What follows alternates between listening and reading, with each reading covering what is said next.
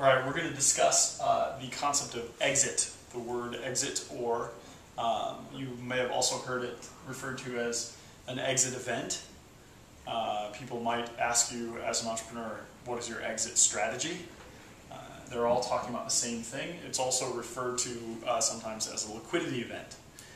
So an exit is an important concept for entrepreneurs because often that's where a lot of the wealth creation it happens. It's where shares turn into money. Essentially what an exit is you allowing your investors or yourself, if you own the shares inside of a corporation, to sell those shares to someone else and sell them in exchange for money, stock, other things. But an exit event means that you can get out. That's essentially what I wrote here, is it allows your investors to get out of the investment. Typically private companies, as they're growing from small to large, have a liquid market for their shares. Essentially what that means is, unless you find another counterparty, a private person or entity to buy shares from you, there is no open market for them. You can't sell them. It's not like the stock market. So they're illiquid, meaning you can't sell them. And if that's the case, then it's really hard to turn those shares into money. So what an exit event does is it allows you to sell all of your shares and turn them into money. Why that's important is because investors often have shareholders, especially either entrepreneurs or investors, they often have a time frame under which that they would like to hold those shares. So at the end of that time frame, they're going to want to turn those shares into money to either return money to themselves, to their investors, in the case of an entrepreneur, just to make money from your company. So an exit comes in different forms. You can either sell part of the company or all of the company. But typically these are the most common, with the two at the top being by far the most common, IPO and acquisition. So whenever someone says to an entrepreneur, hey, what's your exit strategy?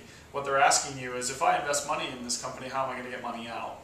And really your answer should be, well, I'm going to be acquired by Google or Yahoo or some other big company that would have cash to acquire me. Or I'm going to offer shares on the public market. I'm going to have an IPO. Sometimes management or employee buyouts happen. That is also an option. And then sometimes companies will sell shares or chunk or all of the company to another investor who has maybe a later stage investor who has a longer term outlook on growing the company. So say you and your original investors grow it for 8 years, then you sell it to a late stage investor who's willing to grow it further before they have an exit. But remember, the idea here is that you can't just hold the liquid securities forever. I can't make an investment in a small company and just hold those securities indefinitely because they're not really worth anything. Essentially they're just shares of stock. Unless I'm getting dividends, they're not worth anything. So ultimately I want to sell those shares in exchange for money or stock that I can exchange for money on the open market. So let's look at a couple of examples here with IPOs and acquisitions. So let's talk about an IPO first. If we're working with Hasselhoff Incorporated and the valuation is, people think that the company's worth $100 million, really an IPO is nothing more than a money-raising, fundraising event. If you'd like to learn more about it, watch our video on IPOs. But essentially, with a $100 million valuation, if I want to raise $50 million at an IPO, I'm going to go out and sell additional shares in the company so that my pre-money would be $100 million, my post-money after I raised money would be $150 million. In this IPO, I'm going to offer shares. And what's going to happen is mutual funds originally are going to buy those shares, and then those shares will float on a stock exchange. So they'll be available on the open market. So if the valuation was $100 million, it might look like this, and I raised $50 million. Here's the original shareholders. They have $100 million in value. And then I sold additional shares to mutual funds who now have $50 million in value. These are shareholders. So now these shares are floating around on the New York Stock Exchange or on the NASDAQ, right? So my shares are available on the NASDAQ now. And if it was Hasselhoff, I might be, that's my stock ticker.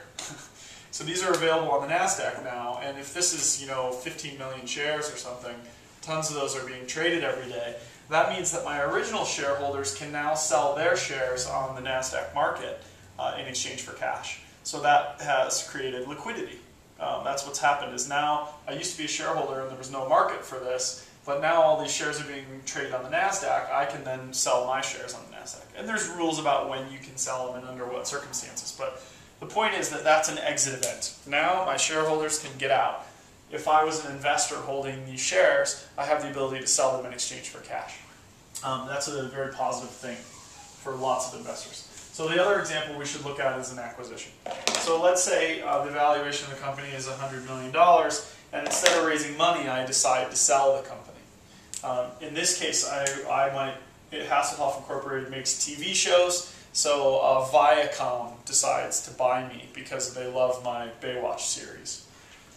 So Viacom would be the acquirer.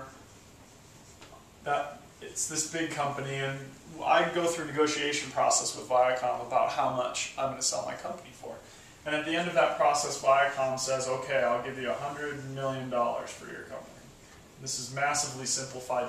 If you want to learn more about this, watch our videos on mergers and acquisitions. But they'll say, well, we're going to give you $100 million in cash or stock, right? So cash or stock, sort of how this works. Here's your founder, number one, owns these shares, and your investor, number one, owns these shares here. Okay? So after, this is 60% and this is 40%. So this is pretty simple. If it's $100 million cash, after the sale, your investors get a check. And remember, there are things like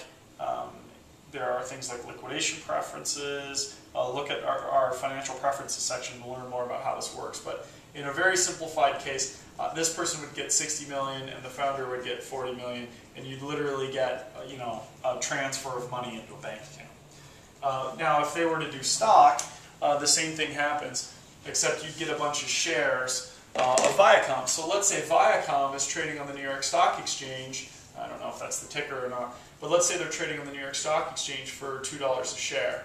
And here I'm supposed to get 60 million, I would get 30 million shares, which would equal $60 million. And here I would get 20 million shares, which would equal $40 million. And then I could turn around and sell those shares on the open market, on the NASDAQ.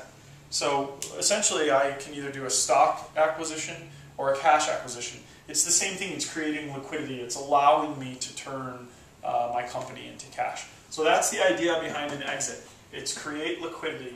It happens in a series of ways. Certainly you can do a cash sale to a later stage investor. It doesn't really matter whether it's an investor or a company buying your company. Somebody can buy you for cash, they can buy you for stock that has a liquid market for that stock, or you can do an initial public offering, which is essentially selling stock to the public in order to create a liquid market. So it's all about liquidity and allowing your investors to get out of the investment with cash.